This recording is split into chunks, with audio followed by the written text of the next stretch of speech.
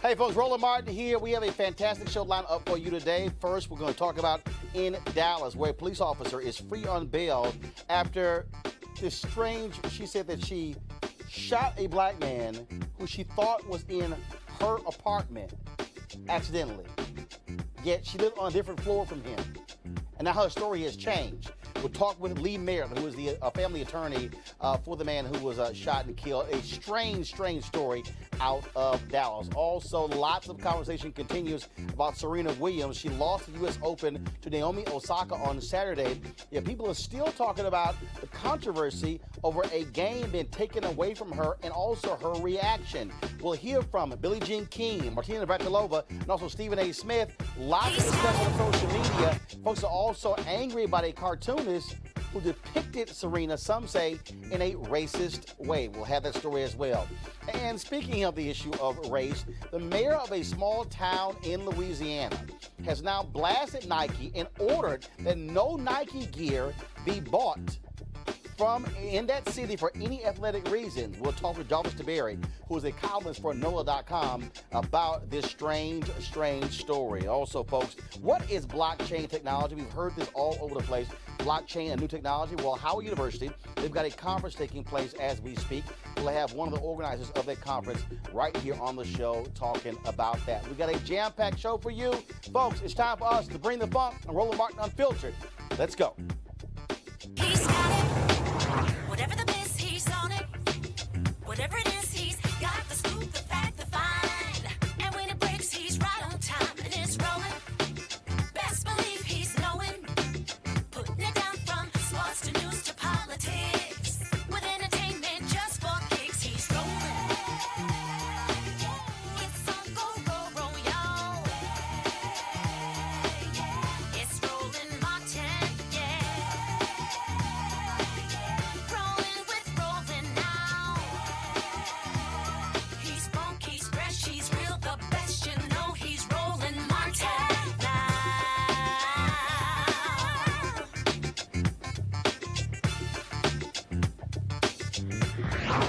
Martin. All right, folks, a strange weekend in the city of Dallas where a police officer shot and killed a man. And the story that she gave was that she thought she was in her apartment. And when she came in, she shot and killed him. This is very weird. So Amber Geyer worked about 12 or 14 hours on the weekend. And apparently she went to her apartment. And as the story goes, she thought there was an intruder in her apartment. Well, she shot him dead on the spot. That man is Botham Jean. He was actually in his own apartment. He was an associate at PricewaterhouseCoopers, the big accounting firm and consulting firm. Now, the crazy thing is, after Geyer called 911, they came on the scene. They tried to save Botham. Well, then he died. But she wasn't arrested. This happened on Thursday. It wasn't until 3 days later she was actually arrested in a neighboring county. When she was finally arrested, bail was set $300,000. She bonded out. Right now, she is free. So what in the world is going on there in Dallas? Major controversy there. The city of Dallas, of course, they were actually leading the investigation. Then they shifted the investigation from Dallas to the Texas Rangers. And they said she had not been arrested because she was still cooperating. Okay? Now, here's the weird thing. She wasn't on duty.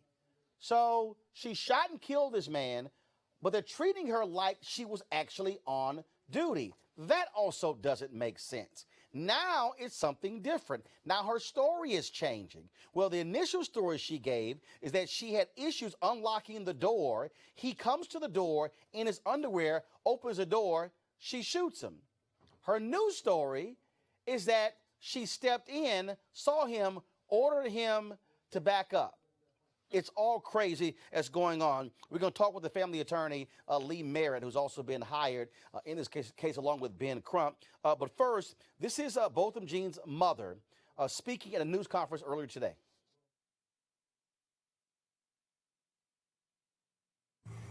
What we want, I'm not satisfied that we have all the answers.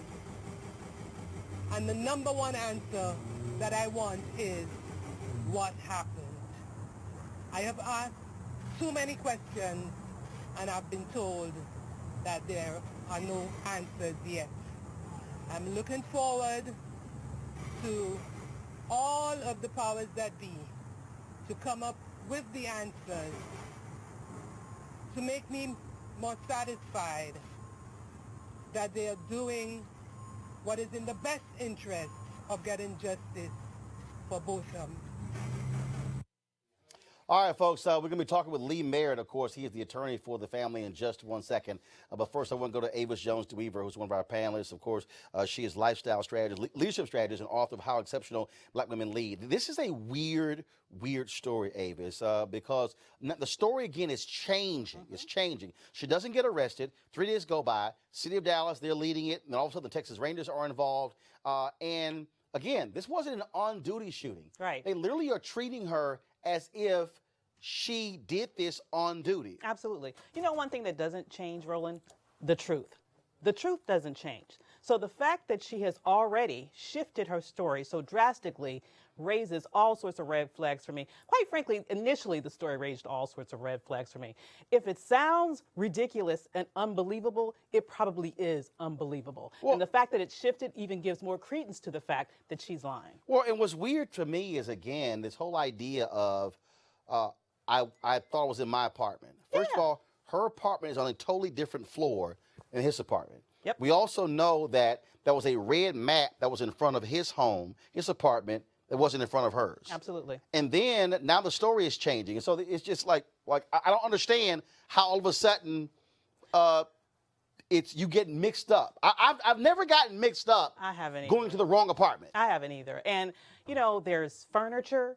There are identifying articles that are in your apartment that's not in another person's apartment. And even if the lights were off in his apartment, there's light in the hallway. So when you open the door, that is going to bring some illumination into that new space. You cannot tell me that she did not realize until she killed this man that she wasn't in her own apartment. Now, here's what's weird. This is the initial story that came out. It was reported that she said that when she arrived home, she took the elevator to a floor that was not hers. Okay. She then went to what she thought was her door, put the key in, and struggled with the lock. Geiger then put down several things she was holding and continued to fight with the key when the resident swung open the door and startled her. Geiger believed Jean, who was wearing only underwear, was an intruder and shot him with her service weapon. Okay, so let's deal with that. All he has is underwear. Mm-hmm. Why would you shoot him? As opposed to say, sir, what are you doing in my apartment? Step into the hallway. But check this out. Hold on, I'm not done yet. I don't know any burglars that rob homes in their underwear. This is the new one. To me. Now, according to J.D. Miles, who is a reporter there in Dallas, it says, breaking, his tweet, sources reveal Amber Geiger told investigators she yelled at Botham Jean to show his hands after she walked into his apartment, drew her firearm, and shot him. Officers say the door was unlocked, and she thought she was entering her unit when she saw a victim in the dark. Now, that night, I struggled with the lock. Right. I couldn't get in. Now, the door was unlocked. I walked in. Mm-hmm. And I'm ordering someone. I'm sorry, you're lying. I don't understand why. You're lying. You can't go from I struggle unlocking the door and the door swings open and he's there in his underwear to, oh, he's standing, the door's unlocked. Absolutely. Yeah. I mean, I've lived in apartments. I don't live in an apartment now, but I lived in an apartment for many years, going through college, grad school, all that stuff. And, those mats that you placed in front of your apartment is a very identifying marker. And he had a red mat in front of his. It's impossible for me to believe that she even approached his door without even seeing a red mat, knowing that she doesn't have any mats in front of her apartment. The whole how she sets up this story doesn't even make sense in terms of the facts, and the fact that her story has changed so remarkably. I mean, they're not even close. Right. To me, it's just very unbelievable. Well, this is also what happens, I think, when you have a shooting involve a police officer, and when they give the officer all kinds of leeway that they would never give any other citizens. You cannot tell me that if you shot somebody and you killed them, that 3 days would go by and you would never have been arrested. Absolutely. And the family isn't given the information that they should be given. They are the victims here. They are the victims here. And the police, as would be expected, are closing ranks and protecting their own. Right, and even though the city of Dallas turned this over to Texas Rangers, and apparently she was found in Kaufman County, which is a nearby county in Dallas. What they then did was, but this happened in Dallas County. Well, the DA earlier had a news conference, and she said, oh, let's be clear, we will call a grand jury in this case. And so the initial call was that it would be a manslaughter charge. But even that's still troubling for people, because here's this man, 26 years old, yes, in his own apartment, upstanding citizen. He's dead. Yeah. And then one of the stories said that she's just so distraught by what took place. Yeah, but you're alive. Exactly. He's dead. Exactly. I mean, really, to the extent and the leeway that white women's tears are given is driving me crazy. He has lost his life. He had an amazing future in front of him. And as you've mentioned, to set up the facts of this, first of all, she's off duty. She makes this unbelievable mistake of going to the wrong apartment on the wrong floor with an identifying marker even outside of the apartment to indicate that it's not hers. And she still makes her way into this apartment, claims she cannot see any furniture, any pictures, nothing about that apartment that would alert her to the fact that it's the wrong apartment. And all of a sudden she shoots to kill a man in his underwear who's in his own apartment, a law-abiding citizen, and has no reason to frankly, to actually, follow any orders, because actually he's being intruded upon at that point. So, she's the intruder, not him. So according to this affidavit, Geiger lived on the 3rd floor, directly beneath his apartment. He lived on the 4th floor. She mistakenly parked on the 4th floor after finishing a shift at the Dallas Police Department. Now, again, according to this Dallas Morning News story, when she arrived at Jean's door, Geiger entered a unique door key with an electronic chip into the keyhole. Okay, the affidavit says the door was already ajar, so the force of pushing the key inside opened the door. Strange. I mean, I don't understand. And the affidavit says the apartment's respective interior floor plans are in most ways identical or extremely similar. Okay, here's the deal. That means nothing to me, because the reality is an apartment smells different. Absolutely. An apartment looks different. Furniture looks different. If I walk into my apartment and there's a lamp right here, I don't have a lamp, it makes no sense. I'm still trying to understanding it. So Lee Merritt has been hired by the family in this particular case, and so he joins us via FaceTime right now. Lee, how you doing? Doing as well as can be with these false narratives line. So Lee, this is so crazy and confusing because it's, again, this idea, she said on the night he was killed, she struggled getting the key in and he swung the door open. Now all of a sudden the door was unlocked. Yeah, this is the first official narrative that this family has been offered at all as to what happened. Even in the narrative from the first night, we believe that it can't hear anything. But it was not. I can't even hear y'all talking. So Lee, the family obviously is devastated by this. How do you also feel about this strange thing where she's being treated like she's a police officer who was involved in a police officer shooting? She was not on duty. I mean, regardless of whether she was on duty or not, and she clocked out. The problem is she's still in that uniform. She's still carrying a service pistol, and so she's holding herself out to the public under the color of state authority. So everybody who saw her would have looked at her as a police officer, and that's significant because that would allow her, for example, access to this apartment. I can tell you that there's evidence, there's witnesses who say the narrative that she put forward is directly contradicted by things that happened. There's several witnesses that have told us, and we've reported it to the district attorney's office, and they have that information now, that this woman was knocking on John's door that evening, and saying, "Let me in." And so this narrative we outright reject as the best possible narrative for Geiger, but not very well based. 1 second here. I know you're breaking up there, Lee, and so we'll try to get this fixed. And so you're saying that witnesses have said that they heard her saying, "Let me in." We've also seen some photos of them taking together. Have you heard anything from family members about a pre-existing relationship between those two? Were they friends? Were they dating? Anything like that? So we do not believe that they had a pre-existing relationship based on everyone that we've talked to.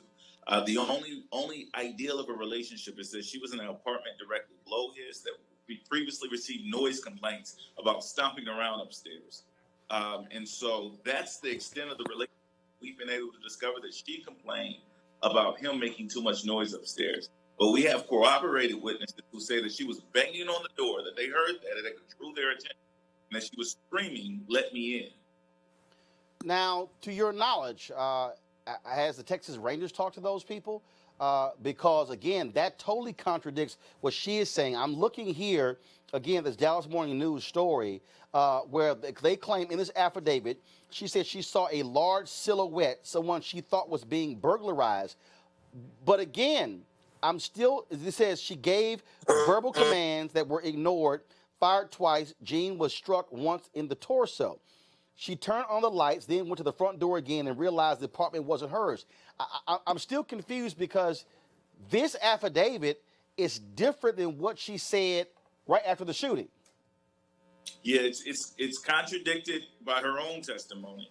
And you asked a question about the Rangers. The Rangers have offered that they believe everything that this woman told them, that they believe that she has been truthful from the beginning. The problem is she's offered two different narratives. I can say the district attorney has shown less faith or credibility for what she has said, especially as this new evidence comes forward. The Rangers were told about these other witnesses. They never went to bother to go interview them. They never successfully interviewed them. We assumed they had when we went to speak with the district attorney yesterday. When we learned that they hadn't, we called the witnesses. They came. They gave sworn testimony, and that evidence is now being considered by the district attorney. Do you believe that it was fair for the city of Dallas to turn this over to the Texas Rangers and not have the department investigate one of their own? Was that a smart decision by the city of Dallas?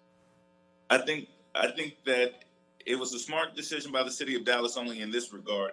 They couldn't investigate themselves in this case because as soon as she made the claim that she was operating as a police officer, even when you're off duty, if she was out drinking at a bar and she heard someone break into a car outside, the moment she steps outside to investigate, she resumes her position as a police officer. So she doesn't have to clock in or out. Her training automatically affords her that position. So this is something that they're responsible for.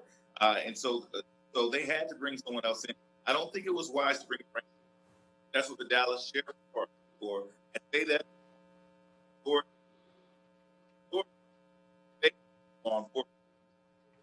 Actually, so we broke there, Lee Barrett. So I'm sorry I can't hear you right now because we literally have lost your connection. Lee Merritt, I certainly appreciate it. Thank you so very much. We'll be talking to you in the following days as we follow this very strange case.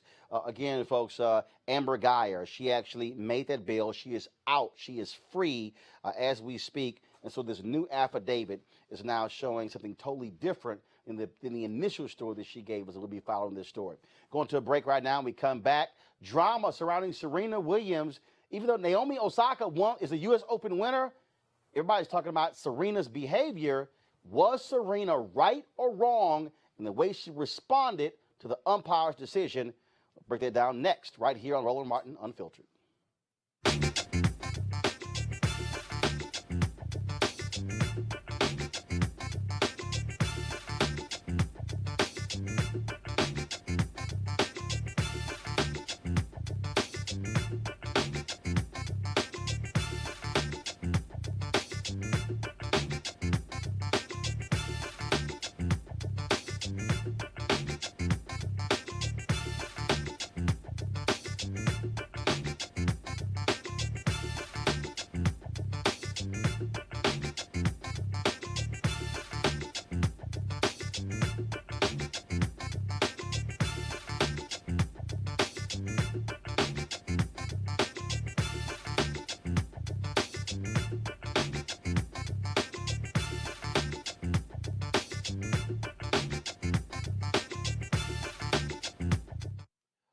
All right, folks, lots of drama with the U.S. Open. That is on Saturday. Serena Williams was trying to win her 24th Grand Slam singles title. Naomi Osaka, a woman of Japanese and Haitian descent, was trying to win her first.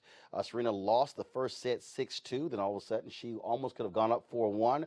But then, of course, she was up 3-2. Then she was 3-3. Then she went down 4-3. Then the umpire gave a game to Osaka because Serena kept badgering him. That set off everything at the U.S. Open.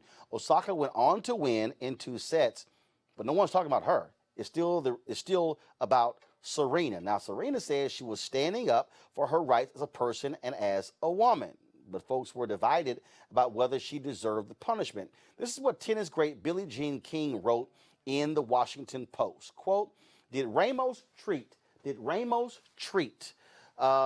Williams differently than male players have been treated? I think he did. Women are treated differently in most arenas of life. This is especially true for women of color. Ultimately, a woman was penalized for standing up for herself. A woman faced down sexism, and the match went on. Another tennis great, Martina Navratilova, wrote this in the New York Times, quote, Serena has part of it right. There is a huge double standard for women when it comes to how bad behavior is punished, and not just in tennis, but in her protest against an umpire during the United States Open final on Saturday, she also got part of it wrong. I don't believe it's a good idea to apply standard of if men can get away with it, women should be able to as well. Now, the controversy went on all day. Mary Carrillo of CBS Sports, who's also a tennis commentator, said this on MSNBC this morning. This guy is a very, very respected chair umpire, Stephanie. He has been doing it for decades. He has been doing big matches for decades. This is not Andy Griffith and Mayberry letting, Otis, the town drunk, let himself in and out of the prison cell. This is not who that guy is. Serena should have known that. She, look, at her very best, and she is often at her very best, I respect and admire Serena beyond measure. She is so powerful. She's an important voice. She's a ferocious competitor, but at her very worst, as she was on this night, she acts like a bully. Now on ESPN's First Take, Stephen A. Smith weighed in as well. Serena Williams is the GOAT. I'm on the record saying last week that if she were not a woman, if she were a man, she'd be recognized as the GOAT. And as a black man, I'm incredibly proud of her accomplishments and how her and her sisters have conducted themselves and the level of adversity that they've had to deal with in the world of tennis and beyond. They are role models extraordinaires. But as we talk about this specific incident in question, Serena Williams was wrong. Somebody has to say it, so I will.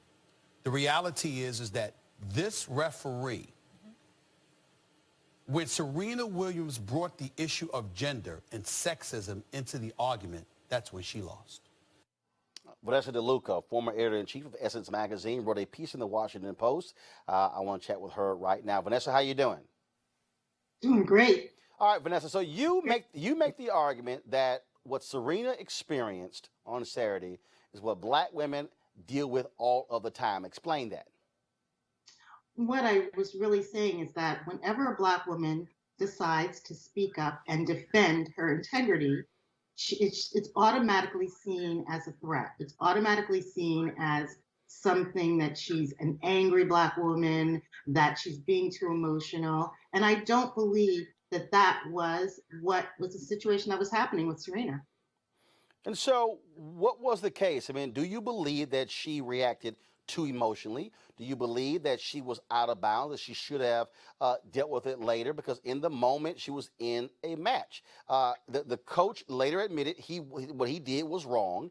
When she slammed the racket, that also is known in tennis is going to be a point. So she knows already you're down 2 points. You get one more infraction, you lose a game. I think that her response, her reaction was a very human reaction, especially for black women, when you're constantly being told that if you defend yourself, if you defend your integrity, and that's what this really is about. It's about someone saying or trying to imply that you would cheat and that you would do anything to win, that you're looking for an unfair advantage. That's not the case here. That wasn't the case here. She was not watching her coach, and even but she still had the right to say what she had to say, But to make sure that Vanessa, she was being understood. but Vanessa, in this case here, he never said you cheated. What he said was your coach was giving a signal that's against the rules. She said, I don't cheat. It doesn't matter, according to the rules, it doesn't matter if she doesn't see him. If the coach is spotted giving directions, giving instruction, that's against the rules. And so even the exchange, she never did. But even when you went beyond that, the second infraction, she was still angered by the first infraction. And the third one, she was still angered by the first one. And so, according all the tennis folks say, the rules were followed. He was within his right.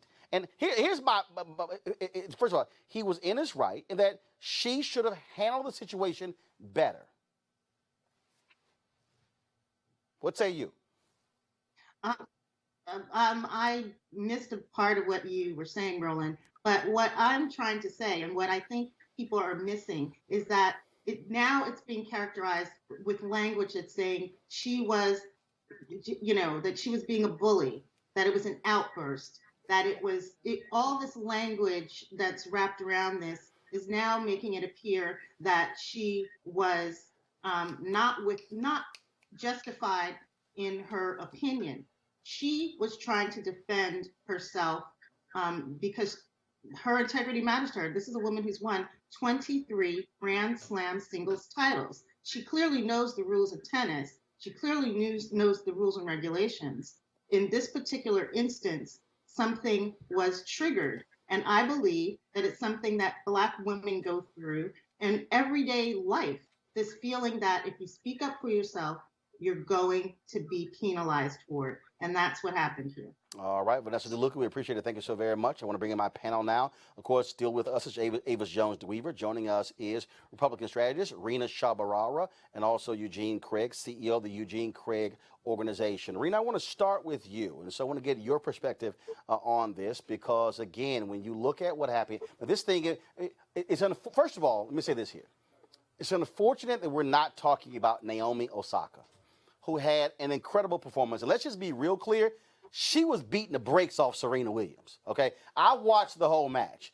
She beat her 6-2 in the first set. She could have gone down 4-1. She fought back to 3-2, tied at 3-3, went up 4-3. I mean, Serena couldn't handle anything she threw at her. And so Osaka really, and even after she won, the booing that took place at the award presentation, Serena had to tell the crowd, no more booing, please. So it's unfortunate that this is overshadowing Osaka's first Grand Slam win, and what that means to the Japanese and the Haitian people, okay? Because people keep talking about she's Japanese. No, as she made it clear, she's Japanese and Haitian. But just your thoughts in terms of how this story is playing out, what people had to say about Serena. Your thoughts.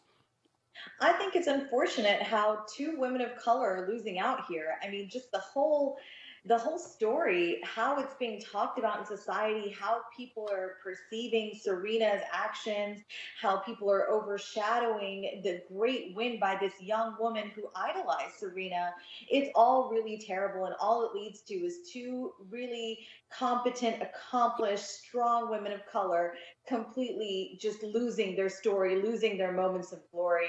And look, I mean, Roland, I have a soft spot for Serena. She, as a fellow mom, what she's been through, how she's articulated a lot of how she struggled with motherhood and in her sport, and still seemed to be this real great. I do believe she's a genuine great, one of the best of our time athletes. I mean, she's somebody that's risen above the ranks through hard work. I think she felt her character was being attacked, and that was the genesis of that whole thing. I watched it. She maintained a somewhat cool, calm tone, but I feel where she went wrong, if she went wrong anywhere, was in threatening the umpire, what could be perceived as a threat by him. I think that's where it went completely wrong, where she said, you will no longer be on any court I play on in the future. And I think that was probably where it went really downhill from there. Eugene, watching the whole thing was painful. Eugene Craig. Yeah, I agree 100%, Raina. The thing is this, when you tell someone that, hey, I'm going to dock your point because, I perceive you to be cheating. I mean, the thing is this. No, The coach give her- hold on. Hold on, Eugene. Let's stay factual. He did not perceive her to be cheating. What he said was, your coach. That's how she perceived it. No. But her perception, is not what happened. What I'm saying is that the umpire said, and I watched the whole deal. He said, you're being docked because your coach was giving instructions. The coach later admitted that that's exactly what he was doing. So the umpire never said you were cheating. The umpire said your coach was giving instruction. It's against the rules. You're being docked. Go ahead. And she took that as him saying that she was cheating. I mean, her argument, her statements, her arguments were that, hey, I don't have to cheat. I'd rather lose. And the thing is that, my issue, I understand the rules are the rules, but the thing is, it's an issue of equal justice. It's the issue of, hey, this is how you're going to apply the rules, you have to apply them fairly across the board. I've seen reports that this particular umpire has let men get away with all type of infractions without docking them. Not saying it's the strongest argument, but what I am saying is that, if you're going to apply the rules, you have to apply them fairly across the board. All right, Avis, your thoughts? Because this thing is, first of all, it's crazy how this thing is still just going on and on and on and on. Well, as a black woman, I'm getting angry just sitting here, and I feel like I'm fully within my right to be angry because as human beings, we are allowed the full range of emotions, including anger. And if you want to get somebody angry, the first thing that you would do is impugn their character. Let's put this into a broader context. No tennis player in the whole circuit has been drug tested more than Serena Williams. She has been specifically and uniquely targeted by this organization for years. No one else has faced the level of racism and sexism that she has faced ever since she was a child throughout this organization. And at the same time, you have a Maria Sharapova who was just someone who got in drug infraction. She was doping up in order to try to compete. And was suspended for a whole year. Suspended for a whole year, but she's been brought back. She has been brought back ahead of time. Yes, she has been. No. She's supposed to be suspended for 15 months. She was supposed to be suspended for 15 months, but specific tournaments have decided to let her in under the wild card rule, which is before her 15-month infraction is over. They are bending the rules for some people, even though she is a known cheater. And to have Serena here as someone who has fought all her time, I feel like almost out of Color Purple, I have fought all my life to be treated with respect. And everyone knows that she is the best player. She is really the only reason why a lot of people even watch tennis. The amount of money that she has put into this organization over the years has been incredible. And so to have this man sit there and impugn her character, and then to have other people sit here. But hold on, I gotta ask you. Hold up. How did he impugn her character? Because, I'm telling you, because I agree with Eugene here. She was seeing this as, you are saying I'm a cheater. No. She was seeing that. No. I need you to answer my question. Her seeing it as that way, but how did he impugn her character if her coach was coaching, he was busted, and the umpire handed an infraction? And the coach admitted. The coach said, yes, I was coaching. He said all the coaches do it. I have seen other articles by the New York Times that have shown other tennis matches where other coaches have been seen to show that, and not all of them have had those sort of those points taken away from them. So what I'm saying is that you are not applying the rules consistently, right? And you're definitely not. Let me just say this. Hold on, Avis. Not applying the rules consistently is different from impugning character. In her argument, she said that men have said different things and have not been penalized like women have. Well, that wasn't even the point I was No. That's the point she made. That was the second point I was going to. She did make that point. But I'm saying they're not even implementing the rule consistently as it relates to the hand signals by coaches in the stands. Well, because she was penalized, and Billie Jean King also said it needs to be fixed. Chris Everett also said the same thing. Here's the thing for me. Looking at this in terms of what took place, was the coach coaching? Yes. The second infraction, slamming the racket, point taken away. The third one, his discretion and give a game. Right. Here's what I thought the umpire should have done, Rena. What the umpire should have done. The umpire should have said, Ms. Williams, you have 2 infractions against you. If you continue to berate the umpire and I issue a 3rd one, you're going to lose a game. He never did that. Now, I've seen in other sports, and first of all, this was not a first-round competition. This was the finals of the U.S. Open, okay? I've seen in the NBA where a Michael Jordan or LeBron James or Kobe Bryant, they might be in a game 5, game 6, game 7, and the ref is going, you might want to chill out. You already got 1 technical foul. You don't want to get thrown out. I've seen in baseball, they give them leeway. I just simply felt in this case, the umpire should have had a little bit more thicker skin, and he never said, Ms. Williams, you already have 2 infractions. If you continue, I'm going to give you a 3rd. That, to me, is where he messed up. He has to look at the gravity of the situation and go, this is the finals of the U.S. Open. Yeah, I agree with you. He should have assessed the gravity of the situation and been like, look, emotions are high. This is a world-class athlete. This is a woman that we know is strong and assertive. But look, it wasn't his duty either. I do understand that deep feeling because look, my personality is the same as Serena's. If I feel I'm wronged, I'm going to continue and let you know why I think you're wronging me. And I may say something like calling you a thief, which is not cursing, which is what a lot of men have done in the past, right? But the naysayers are going to say he had no duty to stop Miss Williams. He just let her continue, and he let her sort of dig her own grave so that she did call him a thief. What started out as something sort of small, her feeling like her character was being attacked by being accused of being coached in a very high stakes situation. It just burned out of control when he let her continue. But again, he had no duty to stop her. It would have been nice if he did the same as what most umpires do for men when they're arguing a point, is stopping them right there and saying, look, you're out of line. It's going to get worse for you if you don't stop. He just let her continue to dig her own grave. But again, Roland, I liked her tone of voice. I didn't think she didn't curse. She was fine if you ask me. But it's just unfortunate how he dealt with it. And it's been said, it's been reported that he's dealt this way in the past. Right. And so, and again, first play, gold badge judge as well. I do want to ask you this. Eugene, have you seen this editorial cartoon that's been going around? Mark Knight at Knight Cartoons on Twitter. He posted my tune in today's The Herald Sun on Serena Williams. And it's an image, first of all, here we go to my iPad, so we see it up now. So it's an image of Serena Williams with these exaggerated lips, this caricature, jumping up and down, stomping on her racket.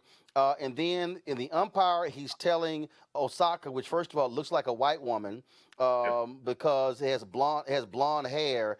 I don't know how he understand that she's black. And so it says, can you just let her win from the umpire?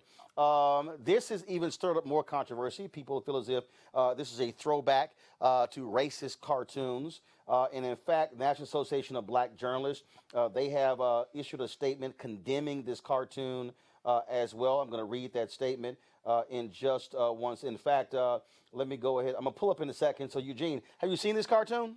Yep, I saw it. I think so just your thoughts on it. It's absolutely disgusting. It is absolutely racist. I mean, the exaggerated features. I mean, that the other, young lady in the picture looks like Maria Sharapova more than Osaka. It's a mess. It's a disgusting mess.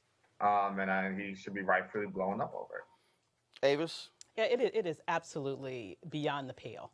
And to think that in 2018, we still have to deal with this. It's outrageous. And it's just one other example of the type of unique attack that Serena has had to face her entire career, unlike almost anyone else on that circuit besides her sister and a few more that are coming up now. Perhaps they'll face it too.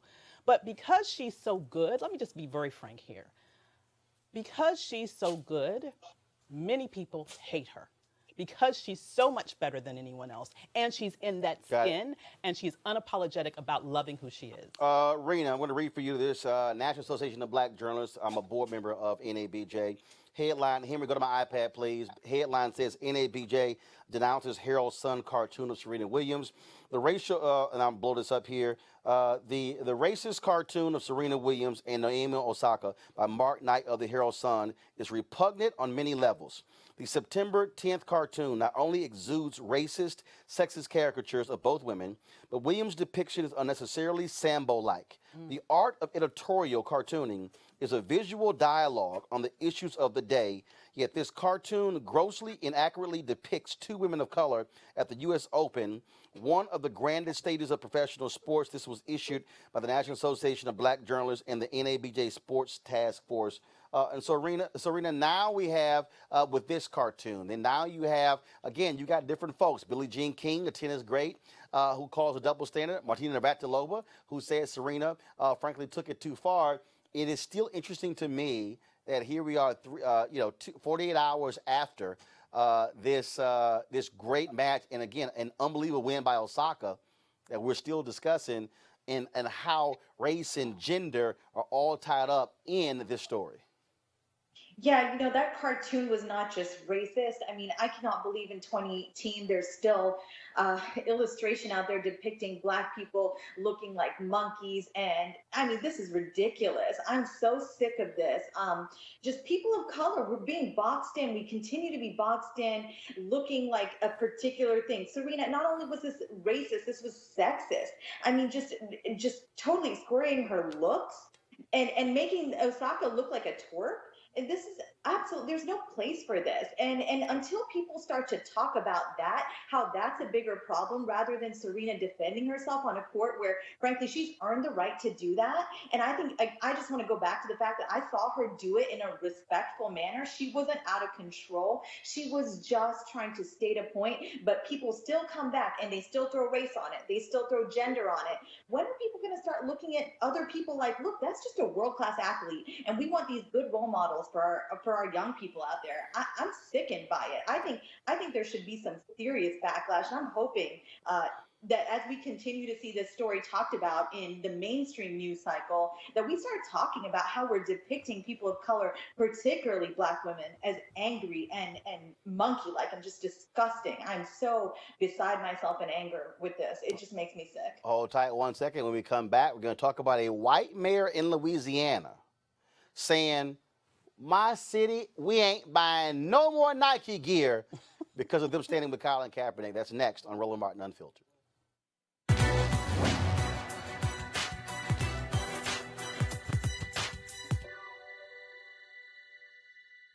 We need a revolution inside our own minds. Historian John Henrik Clark.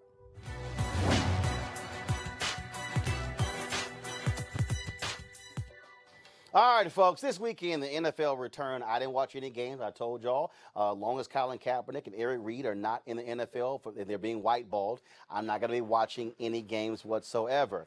Yeah, boy, there was some sorry people who were playing this weekend. Nathan Peterman in Buffalo sucked. This is a guy last year who threw 5 interceptions in the first half before he got benched. He was named a starter in Buffalo, sucked again this year. How in the hell he still has a job? Oh, Jimmy Garoppolo. This is the guy who they signed to the second richest contract in the NFL playing quarterback, sucked for San Francisco. The team who told Colin Kaepernick, nah, you can't play for us. But Garoppolo was supposed to be the miracle child from New England Patriots. Bottom line is, the NFL is whiteballing Colin Kaepernick. And so, check this out. So since Nike last week announced that he was going to be the face of the Just Do It campaign, 30th anniversary, they released this major commercial as well. You had folks taking sides, Donald Trump saying, oh, Nike is wrong. Nike's like, we don't really give a damn. And they're standing with Colin Kaepernick. Now, the mayor in Kenner, Louisiana, just outside of New Orleans, he has said, enough is enough. Ben Zahn put this memo out. Under no circumstances will any Nike product and product with the Nike logo be purchased for use or delivery at any City of Kenner recreation facility. Didn't go over too well. He's getting lots of heat. Joining us right now is the deputy opinions editor for NOLA.com, Jarvis DeBerry. Jarvis, how you doing? I'm good, Roland. How you doing today? All right, Lil Mayor don't want any Nike in his city. And first of all, for folks who don't know, Donna Brazile is from Kenner, and so correct. So tell folks. Donna Brazile is from Kenner, yes. So tell folks exactly where Kenner is and what kind of city it is. It ain't New Orleans. No, if you've ever flown into the airport in New Orleans, you've basically flown into Kenner. The airport is owned by New Orleans, but it's surrounded on all sides by Kenner. So it is the westernmost reach of Jefferson Parish, right before you hit the swamps, basically, is where Kenner is.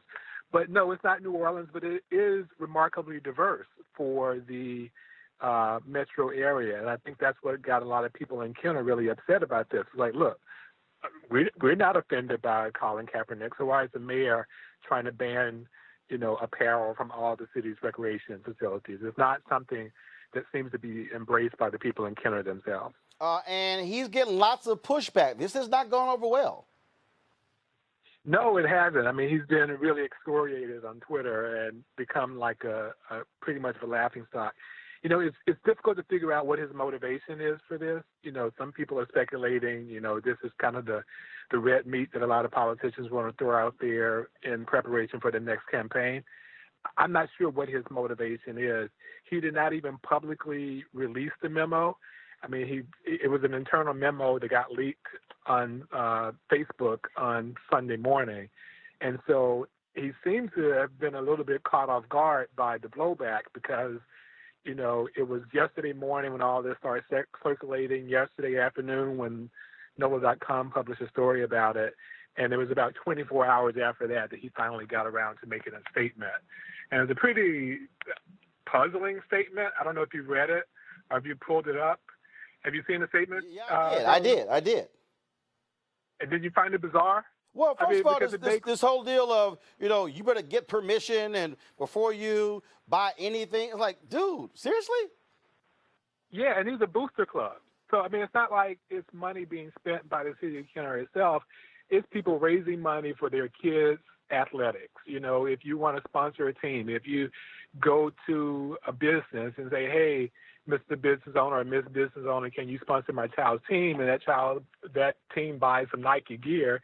He's basically suggesting that they don't have a right to do that. So it's not just that he's banning Nike. He seems to be trying to put the kibosh on private citizens and what they can buy and what they can wear, which is really, really, really gotten people upset. Jarvis, are you amazed, literally, how white folks are losing their mind over this? I mean, they are losing. Stop being amazed. I mean, they are really losing their mind over this whole deal. I have really stopped being amazed because it's so common and it keeps happening over and over again. I mean, I think we can go back to 2008 and 2009 with Obama's election. The things that people will say and do and express, with impunity now, it's just becoming more and more common. And here's the thing: it's not like the city of Kenner is going to bring Nike to its knees. So it's like a Fortune 100 company. So what is he doing except trying to give red meat to people who are looking for some conservative hero? And to be honest, this is not a political figure. I mean, New Orleans and the New Orleans metro area has been famous for having politicians and even suburban politicians who stand out, who are household names, who everybody knows who they are. They're controversial. They say in the news for good or for bad. He's not one of these people. This is the first time I've heard, honestly, anybody talking about Ben Zahn or really anybody talking about Kenner in a long time. So it's really unclear what his motivation is, where he's going with this.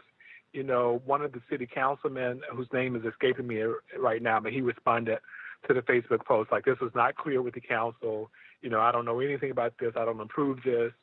And so I don't know. I mean, it just seems one of those things where everybody is trying to take a side in everything, even if it's a futile and quixotic quest like he's on. All right. Jarvis DeBerry, man, always good chatting with you. We appreciate it. Thanks a lot. All right. Thanks, Roland. Thank you. Let's go back to our panel, Avis, Eugene, and Rena. I'll start with you, Eugene. I'll tell you, I'm just really getting a big kick how Colin Kaepernick just done drove white folks crazy. I mean, this, and I did D.L. Hughley's show a little bit earlier today. I was promoting Roland Unfiltered, and this is what I told D.L. I said, and this is what's really bothering these white men in America. What's bothering them is that we no longer have to do what they say. And what's bothering them is that people of color are not following the directives.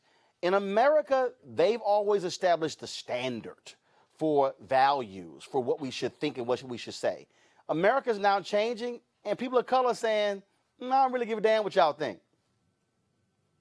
Yeah, I agree 100% with that. I mean, the structure that's been in place for the last 200, 300 years, pretty much been upended. You know, we have our own means of distribution. We have our own means of access. We have our own voices. We have our own ways to distribute our voices. And, you know, it is very interesting to see white mediocrity just get completely up in arms over just the mumblance of the name Colin Kaepernick. They say it's about the flag and anthem, but the guys have taken a knee in 2 years, have to play ball. So what are you really mad over? But this goes a step further. This mayor is out of line. Almost 100% sure it's illegal what he's trying to do. If I'm Nike, I think, I issue the greatest troll ever and say, listen, free stuff for the whole city of Karen. Rena? Yeah, look, Roland, whatever this mayor is doing is ridiculous, and it just reinforces how we need better civics education in this country. The lack of, the lack of respect for the First Amendment just continues to astound me. People don't seem to understand it. Colin Kaepernick has the freedom to express himself.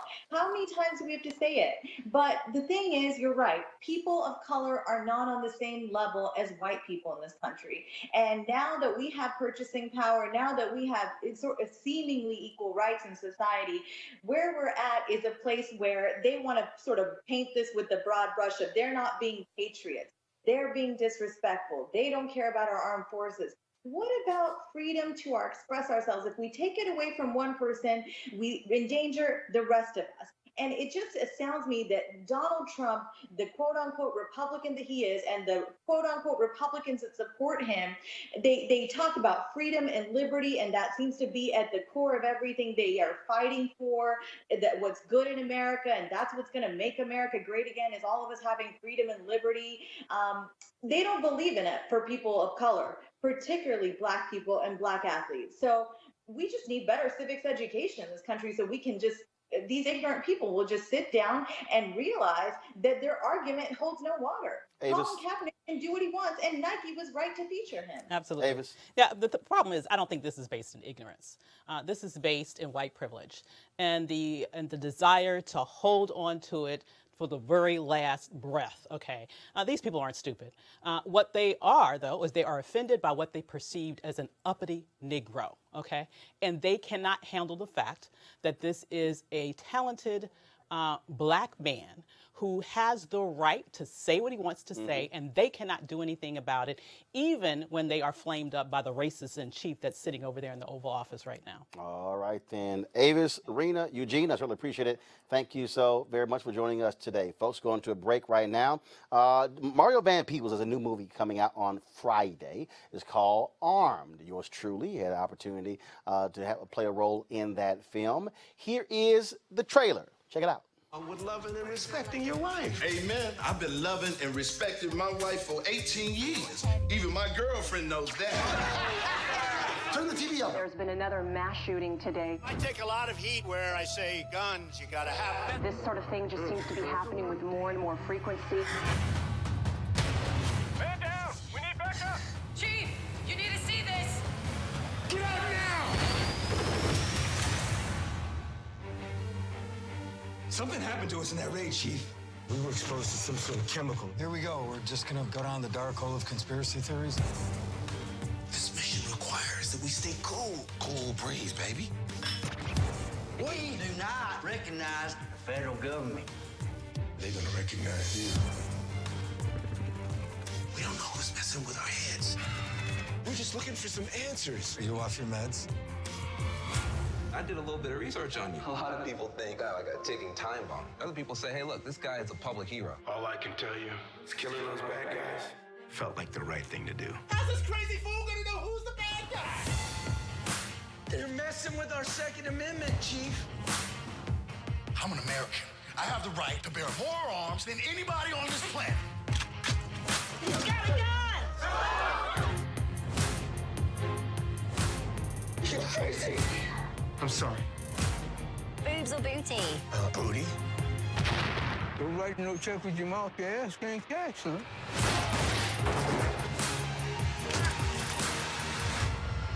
Oh my God, you have to see this. Uncle Jason is trending. That's coming to you from Mr. Jason Pratt. That's my custom-tailored suit. According to him, he's one of the good guys.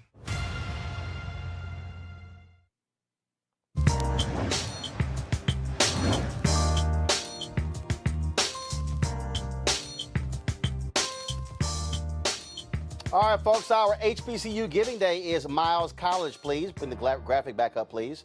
Again, Miles College is our university. We're all about supporting, please pull the graphic up. We're all about supporting HBCU, so we created the campaign, hashtag HBCU Giving Day.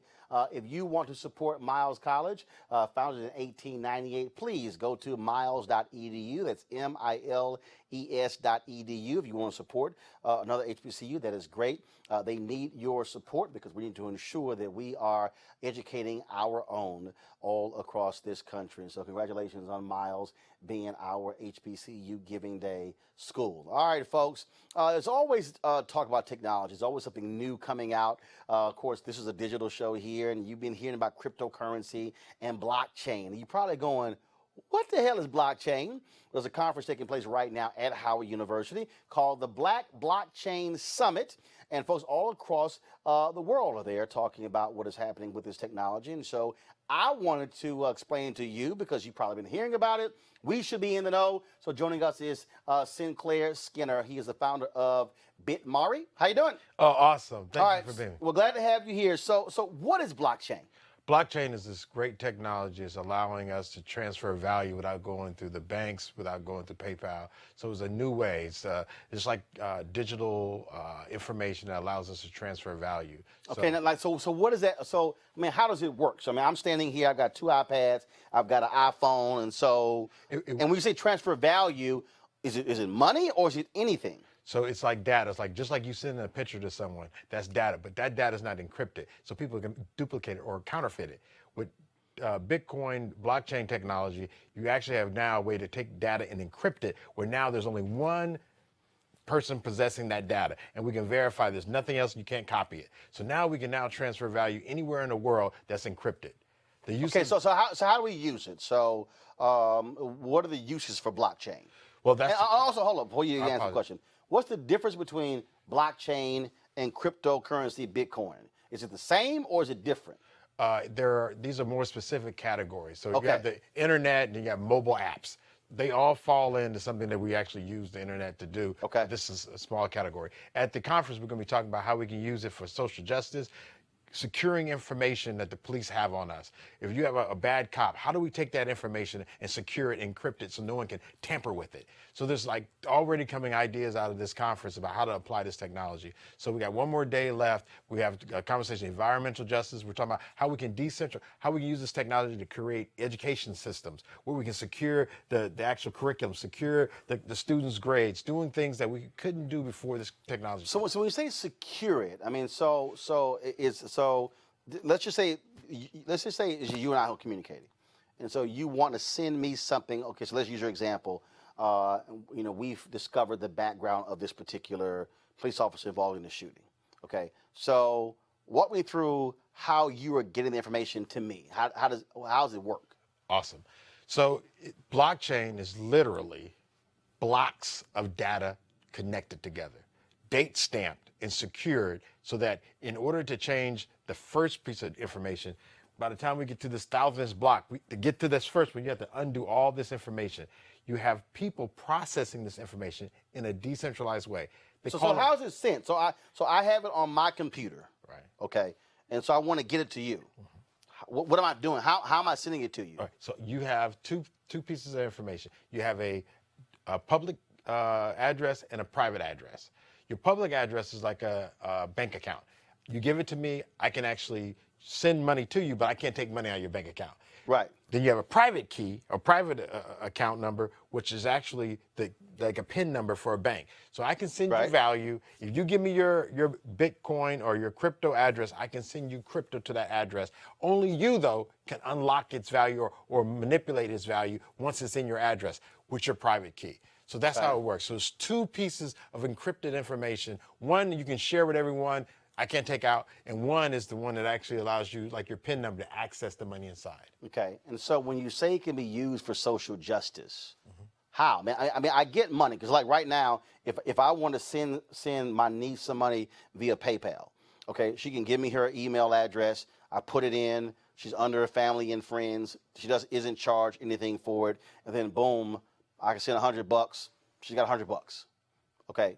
So is that how it works? It's how it works, but now you no longer need a third party. You don't no longer need Visa. You no longer need Microsoft to be in charge of it. You don't need Uber in charge of it. You don't need a central point. It's actually a network of us all working together. Okay. So we're the ones actually allowed to transact on this platform, and as long as we're sharing this information, our public keys, we can transfer it without having Microsoft say, no, you can't. Just like you just saw Bank of America say, hey, I think you're not a citizen. We're going to freeze your account. Well, now, if we were using blockchain technology, they can't arbitrarily freeze your account. You have the freedom to control your own information, your own value. Okay. All right. So here's the deal. We're gonna have more of these conversations because I'm looking at some of y'all comments right now on FaceTime and Periscope, and y'all are telling me right now I don't know what the hell he's talking about. And so, but again though, because I mean we need to be aware because these conversations are being held all across the country, and I think people are still trying to wrap their arms around. And okay, what does this actually mean? What does it look like? And so maybe what we'll do next time, we'll do a demonstration. We can just sort of walk folks through to show them that. Or come tomorrow. We got one more day of the conference. Okay. All right, cool. I appreciate it. Thank you. All right, thanks a bunch. All right, folks. Of course, as you know, you're watching Roland Martin Unfiltered. I want to thank all of you. First of all, we had an amazing week last week. More than 1.1 million views on Facebook, YouTube, and Periscope. And what we did was, of course, we had shows Tuesday through Friday, and we restreamed those shows Saturday and Sunday as well. And so we want you, of course, to join others in supporting us in what we are doing here because this is important. It is special. We've had folks who are charter members of our Bring the Funk fan club because I've always made the point we have to fund our own freedom. And so I want to go ahead and give a shout out to some of these folks who've been supporting us. Deborah Gaston, Deborah Pickens, Deborah Pilgrim, Dee Anderson, Deidre Johnson, Deidre Hill, Delisa Bromwell, DeMarcus Sneed, Denarle Williams, Dennis Parnell, Derek Edwards, Derek Tompkins, Derek Robinson, Deshaun Freeman, Designs by Marnie, Dexter Edwards, DG Photography, Diane Gray, Dominator Tungsten Waits, Don Chandler, Donald J. Harris, Donald Martin, Donald Rubin, Donna M. Jordan, Doreen Riley, Doris Montgomery, Doug Corbett, Douglas Brown, Dwayne Thomas, Dwight E. Moore, Divon King, E. Glass, Urban Young, Ebenezer Community Development Corporation, Ebony Gully, and Elena Daria. Again, those are some of the folks who have supported us via our Bring the Funk fan club. You can go to RolandMartinUnfiltered.com, and our goal is to get 20,000 of our followers to contribute a minimum of $50 over the course of the year to hit a goal of $1 million. And so that's what our goal is. If you can't give that, if you can give more, that's great. You can give less, that's great. The whole point of this is for us to be able to be